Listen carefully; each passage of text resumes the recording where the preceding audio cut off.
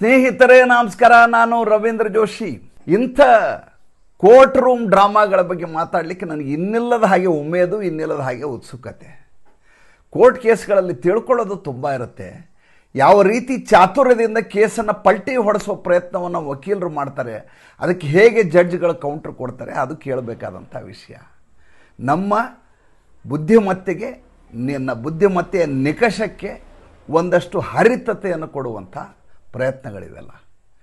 ಸ್ನೇಹಿತರೆ, ಭಾಳ ಇಂಟ್ರೆಸ್ಟಿಂಗ್ ಆದಂಥ ಪ್ರಕರಣ ಮಂಗಳವಾರ ದಿವಸ ನಿನ್ನೆ ಸುಪ್ರೀಂ ಕೋರ್ಟಿನಲ್ಲಿ ನಡೆಯಿತು. ಸುಪ್ರೀಂ ಕೋರ್ಟ್ನಲ್ಲಿ ದ್ವಿಸದಸ್ಯ ಪೀಠ. ಒಬ್ಬರು NV ಅಂಜಾರಿಯಾ, ಇನ್ನೊಬ್ಬರು ಪ್ರಶಾಂತ್ ಕುಮಾರ್ ಮಿಶ್ರಾ. ಜಾಡಿಸಿದ್ರು ಕಪಿಲ್ ಸಿಬಲ್ ಅವ್ರಿಗೆ. ಕೇಳಬೇಕಾಗಿತ್ತು ನೀವು, ಅಷ್ಟು ಚೆನ್ನಾಗಿದ್ದಂಥ ಪ್ರಕರಣ. ಸ್ವತಃ ಪ್ರಶಾಂತ್ ಕುಮಾರ್ ಮಿಶ್ರಾ ಆನರೇಬಲ್ ಜಸ್ಟಿಸ್ ಹೇಳ್ತಾರೆ, ಸ್ವಾಮಿ, ನಿಮ್ಮ ಕಕ್ಷಿದಾರರು ಏನಾದರೂ ಕೇಂದ್ರ ಸರ್ಕಾರದಲ್ಲಿ ಅಧಿಕಾರದಲ್ಲಿದ್ದು ಅಲ್ಲಿ ರಾಜ್ಯದಲ್ಲಿ ಪಶ್ಚಿಮ ಬಂಗಾಳದಲ್ಲಿ ಬೇರೆ ಅಧಿಕಾರದಲ್ಲಿದ್ದಂಥ ಯಾರಾದರೂ ಈ ರೀತಿಯಾದಂಥ ದುಂಡಾವರ್ತನೆ ಮಾಡಿದರೆ ಆವಾಗ ನಿಮ್ಮ ಕಕ್ಷಿದಾರರು ಏನು ಮಾಡ್ತಿದ್ರು? ಸರ್ಕಾರವನ್ನು ಕಿತ್ತು ಒಗಿತಾ ಇದ್ರು, ಅನೂರ್ಜಿತಗೊಳಿಸ್ತಾ ಇದ್ರು. ಅಂಥ ಯಾವುದೇ ಪ್ರಕ್ರಿಯೆಯನ್ನು ಕೈಗೊಳ್ಳಲಾರದೆ ಕೋರ್ಟ್ ಮುಂದೆ ಬಂದು ನ್ಯಾಯವನ್ನು ಕೇಳ್ಕೊಂಬಂದಿದ್ದಾರೆ. ಇದನ್ನೂ ನೀವು ಪ್ರಶ್ನೆ ಮಾಡ್ತಾ ಇದ್ದೀರಲ್ಲ ಕಪಿಲ್ ಸಿಬಲ್ ಅವರೇ ಅಂತ ಸ್ವತಃ ಜಸ್ಟಿಸ್ ಪ್ರಶಾಂತ್ ಕುಮಾರ್ ಮಿಶ್ರಾ ಹೇಳ್ತಾರೆ. PK ಮಿಶ್ರಾ. ಪ್ರಕರಣ ಏನು ತಮಗೀಗಾಗಲೇ ಗೊತ್ತಾಗಿರುತ್ತೆ. ಪ್ರಕರಣ, ಮಮತಾ ಬೇಗಂ ಅವರು ಜನವರಿ 8, 2024 ಇದ್ದಕ್ಕಿದ್ದ ಹಾಗೆ ಎನ್ಫೋರ್ಸ್ಮೆಂಟ್ ಡೈರೆಕ್ಟರೇಟ್ ಮೇಲೆ ದಾಳಿ ಮಾಡ್ತಾರೆ. ಯಾವಾಗಲೂ ED ಅವರು ಲಂಚಕೋರರು, ದುಷ್ಟರ ಮೇಲೆ, ಫೈನಾನ್ಸ್ ಅಫೆನ್ಸ್ ಮಾಡಿದವ್ರ ಮೇಲೆ ದಾಳಿ ಮಾಡೋದನ್ನು ಕೇಳಿದ್ದೀನಿ.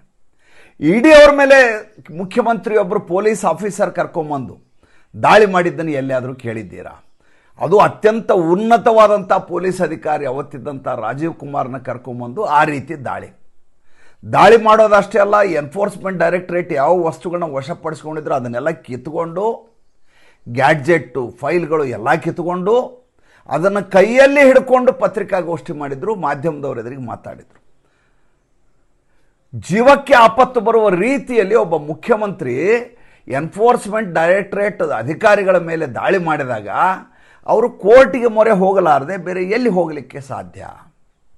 ಇದನ್ನು ಪ್ರಶ್ನೆ ಮಾಡ್ತಾರೆ ಕಪಿಲ್ ಸಿಬಲ್ ಏನಂತ ಪ್ರಶ್ನೆ ಮಾಡಿದ್ರು? ಅವರು ಆರ್ಗ್ಯುಮೆಂಟ್ ಕೇಳಬೇಕು ನೀವು. ಅದಕ್ಕೆ ಹೇಳೋದು ನಾನು, ಕೋರ್ಟ್ ಪ್ರೊಸೀಡಿಂಗ್ಸ್ ಇರ್ತಾವಲ್ಲ, ತುಂಬ ತಿಳ್ಕೊಳ್ಳೋ ವಿಚಾರ ಇರ್ತವೆ.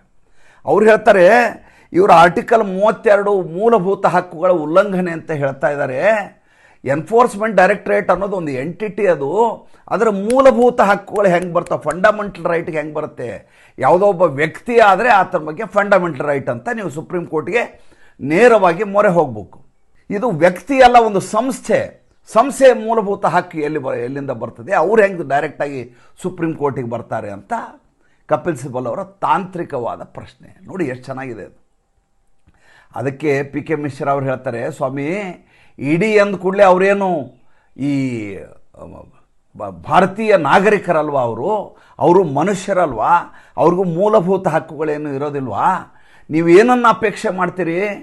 ಆರ್ಟಿಕಲ್ 32 ಇವ್ರಿಗೆ ಅಪ್ಲೈ ಆಗಲಾರ್ದ ಉಣ್ಕೋಬೇಕು, ಇವರು ರಾಜ್ಯ ಸರ್ಕಾರಕ್ಕೆ ಹೋಗಿ ಅಲ್ಲಿ FIR ಸಲ್ಲಿಸಬೇಕು ಅಂತ ಅಪೇಕ್ಷೆ ಪಡ್ತಾ ಇದ್ದೀರಿ ನೀವು. ಯಾರು ತಮ್ಮ ಮೇಲೆ ದಾಳಿಯನ್ನು ಮಾಡಿದ್ದಾರೋ ಅದೇ ಮುಖ್ಯಮಂತ್ರಿ ರಾಜ್ಯಕ್ಕೆ ಹೋಗಿ ಅದೇ ಪೊಲೀಸರ ಬಳಿ ಹೋಗಿ ನ್ಯಾಯವನ್ನು ಕೇಳಿದರೆ ನ್ಯಾಯ ಸಿಗತ್ತೇನ್ರಿ ಕಪಿಲ್ ಸಿಬಲ್ ಅಂತ ನೇರವಾಗಿ ದಾಳಿಯನ್ನು ಮಾಡ್ತಾರೆ. ಈತ ಇಡಿ ಅಂತ 3 ಸಲ ED ಬಗ್ಗೆ ಹೇಳಲಿಕ್ಕೆ ಹೋಗ್ತಾರೆ ಕಪಿಲ್ ಸಿಬಲ್. ಇಡಿ ಅಂತ ನೀವು ತಿರ್ಗಾ ಮುರ್ಗಾ ED ಹೆಸರು ಹೇಳಿದರೆ ಪರಿಣಾಮ ನೆಟ್ಟಗಿರೋದಿಲ್ಲ. ಇದೇ ವರ್ಡ್ ಯೂಸ್ ಮಾಡಿದವರು. ಪರಿಣಾಮ ನೆಟ್ಟಗಿರೋದಿಲ್ಲ. ED ಹೆಸರನ್ನು ಹೇಳಬೇಡಿ. ED ಅಧಿಕಾರಿಗಳು ಅಂದರೆ ಅವರೇನು ಮನುಷ್ಯರಲ್ಲ ಅಂತಲ್ಲ. ED ಅಧಿಕಾರಿಗಳು ಕೂಡ ಮನುಷ್ಯರೇ, ಅವ್ರಿಗೂ ಕೂಡ ಆರ್ಟಿಕಲ್ 32 ಅಪ್ಲೈ ಆಗತ್ತೆ. ಅವರು ಕೂಡ ಮೂಲಭೂತ ಹಕ್ಕುಗಳ ಉಲ್ಲಂಘನೆ ಆಗಿದೆ ಅಂತ ಸುಪ್ರೀಂ ಕೋರ್ಟಿಗೆ ಬರಬಹುದು. ಅದನ್ನು ನೀವು ಇಲ್ಲಿ ಕಾರಣ ಇಟ್ಕೊಂಡು ಇಲ್ಲಿ ಬಂದು ಈ ಕೇಸಿನ ಮೇಂಟೈನಬಿಲಿಟಿಯನ್ನು ಪ್ರಶ್ನೆ ಮಾಡಬೇಡಿ. ಮೇಂಟೈನಬಿಲಿಟಿ ಪ್ರಶ್ನೆ ಮಾಡ್ತಾಯಿದ್ರು, ಈ ಕೇಸನ್ನೇ ತೊಗೋಬಾರ್ದು ನೀವು ಅಂತ.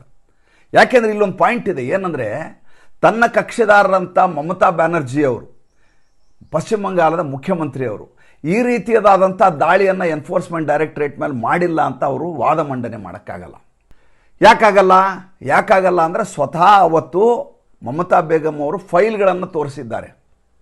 ನೋಡಿ ಇಡಿ ಅವ್ರಿಗೆ ನಮ್ಮ ಮೇಲೆ ಬಂದು ಈ ಥರ ದುರಾಡಳಿತ ಮಾಡಿ ನಮ್ಮ ಪಕ್ಷದ ಡಾಕ್ಯುಮೆಂಟನ್ನೆಲ್ಲ BJP ಜೊತೆ ಏಜೆಂಟ್ರಾಗಿ ಬಂದು ಎತ್ಕೊಂಡು ಹೋಗಿದ್ದಾರೆ ಅಂತ ತೋರಿಸಿದ್ದಾರೆ. ಸ್ವತಃ ಸೈಟ್ನಲ್ಲಿ ಮಾಧ್ಯಮದವರು ಇದ್ದಾರೆ, ಎಲ್ಲ ವಿಡಿಯೋ ರೆಕಾರ್ಡಿಂಗ್ ಆಗಿದೆ. ಹೀಗಾಗಿ ಮಮತಾ ಬ್ಯಾನರ್ಜಿ ಅವರು ಈ ಕೆಲಸ ಮಾಡಿಲ್ಲ ಅಂತ ಅವ್ರು ಯಾರೂ ಹೇಳಲಿಕ್ಕೆ ಸಾಧ್ಯ ಇಲ್ಲ. ಈಗ ವಾದ ಮಂಡನೆ ಮಾಡಬೇಕಾಗಿದ್ದೇನು, ವಾದ ಮಂಡನೆ ಮಾಡಬೇಕಾಗಿದ್ದು ಕೇಸೇ ಸರಿ ಇಲ್ಲ, ಇದು ಅನೂರ್ಜಿತಗೊಳಿಸಿ ಅಂತ ವಾದ ಮಂಡನೆ. ಯಾವಾಗ ಈ ರೀತಿಯಾದಂಥ ಮಾತನ್ನು ಹೇಳ್ತಾರೋ ಆವಾಗ PK ಮಿಶ್ರಾ ಅವರು ಹೇಳ್ತಾರೆ, ನೀವು ಈ ರೀತಿ ಆರ್ಗ್ಯುಮೆಂಟ್ ಮಾಡಬೇಡಿ. ಮೊದಲೇದು. ಎರಡನೇದು, ಯಾವುದೇ ಪ್ರಕರಣ ನಡೆದ ಸಂದರ್ಭದಲ್ಲಿ ಯಾವ ಸೆಕ್ಷನನ್ನು ಹಾಕಿ ಅವ್ರು ಬಂದಿರ್ತಾರೋ ಅದಕ್ಕೆ ನ್ಯಾಯ ಕೊಡಿಸ್ಬೇಕಾದದ್ದು ನ್ಯಾಯಾಂಗದ ಕರ್ತವ್ಯ ಆಗುತ್ತೆ. ಆದ್ದರಿಂದ ಇದನ್ನು ನಾವು ಕೇಸ್ ಅಡ್ಮಿಟ್ ಮಾಡ್ಕೊಂಡು ಇದರ ವಿಚಾರಣೆ ನಡೆಸ್ತೀವಿ. ನಡೆದ ವಿಷಯ ನಿಮ್ಗೆ ಗೊತ್ತಿದ್ದೇ ಇದೆ. ಅದು ಜನವರಿ 8, 2024 ಮಾಡಿದಂಥ ದಾಳಿ ಆದಮೇಲೆ ಅವರು ಅಲ್ಲಿ ಹೈಕೋರ್ಟ್ ಹೋಗಿದ್ದರು, ಎನ್ಫೋರ್ಸ್ಮೆಂಟ್ ಡೈರೆಕ್ಟರೇಟ್ ಅವರು. ಹೋದ ಸಂದರ್ಭದಲ್ಲಿ ಅಲ್ಲಿ ಬಂದು ದಾಂಧಲೆ ಮಾಡಲಾಯಿತು. ವಾಟ್ಸಪ್ ಗ್ರೂಪ್ ಮಾಡಿಕೊಂಡು ಎಲ್ಲರೂ ಬಂದು ಅಲ್ಲಿ ಸೇರ್ಕೊಳ್ಳಿ, ಹೋಗಿ ಹೊಡೀರಿ ಅನ್ನುವಂಥ ಮಟ್ಟಿಗೆ ಪ್ರಯತ್ನ ಮಾಡಲಾಯಿತು. ಅದಾದಮೇಲೆ ಸುಪ್ರೀಂ ಕೋರ್ಟಿಗೆ ಮೊರೆ ಹೋದರು ಅವರು. ನೋಡಿ, ಸುಪ್ರೀಂ ಕೋರ್ಟ್ನಲ್ಲಿ ನಿನ್ನೆ ಒಂದೇ ದಿವಸ, ಮಂಗಳವಾರ ಒಂದೇ ದಿವಸ ಒಂದು SIR ಕುರಿತಾದಂಥ ವಿಚಾರಣೆ ನಡೆಯುತ್ತೆ. ಅದೇ ಸುಪ್ರೀಂ ಕೋರ್ಟ್ನಲ್ಲಿ ಇನ್ನೊಂದು ಬೆಂಚ್ನಲ್ಲಿ ಈ ಮತದಾರರ ಪಟ್ಟಿಯ ಪರಿಷ್ಕರಣೆ ಪ್ರಕರಣ. ಇನ್ನೊಂದು ಕಡೆ ಎನ್ಫೋರ್ಸ್ಮೆಂಟ್ ಡೈರೆಕ್ಟರೇಟ್ ಮೇಲೆ ಇವರು ಮಾಡಿರುವಂಥ ದಾಳಿಯ ಕುರಿತಾದಂಥ ಪ್ರಕರಣ ನಡೀತದೆ. ಕಪಿಲ್ ಸಿಬಲ್ ಯಾವ ರೀತಿ ಉಗಿಸ್ಕೊಂಡ್ರು ನಿನ್ನೆ ಅಂದರೆ ಇನ್ನೊಂದು ಸಲ ಬಂದು ಈ PK ಮಿಶ್ರಾ ಮತ್ತು NV ಅಂಜಾರಿಯಾ ಮುಂದೆ ವಾದ ಮಂಡನೆಯನ್ನೇ ಮಾಡಿರಬಾರ್ದು. ಆ ಮಟ್ಟಿಗೆ ಅವ್ರಿಗೆ ಚೀತು ಅಂತ ಹಾಕಿ ಹಚ ಅಂತೇಳಿ ಬೈದು ಕಳಿಸಿದರು. ಏಪ್ರಿಲಲ್ಲಿ ಇದರ ವಿಚಾರಣೆ ಇದೆ. ನೋಡಿ, ಪಕ್ಕಾ ಚುನಾವಣೆ ನಡೀತಾ ಇರುವ ಸಂದರ್ಭ. ಈಗ ನರೇಂದ್ರ ಮೋದಿಯವರು 16 ರ್ಯಾಲಿಗಳನ್ನು ಕೈಗೊಳ್ತಾ ಇದ್ದಾರೆ ಪಶ್ಚಿಮ ಬಂಗಾಳದಲ್ಲಿ. Amit Shah 8 rally, Yogi Adityanath 8 rally, Nitin Nabin 7 rally, ಹೀಗೆ ಬೇರೆ ಬೇರೆಯವರು ತಮ್ಮ ಜೈತ್ರ ಯಾತ್ರೆಯನ್ನು ಪಶ್ಚಿಮ ಬಂಗಾಳದಲ್ಲಿ ಮಾಡ್ತಾ ಇದ್ದಾರೆ ಭಾರತೀಯ ಜನತಾ ಪಾರ್ಟಿಯವರು.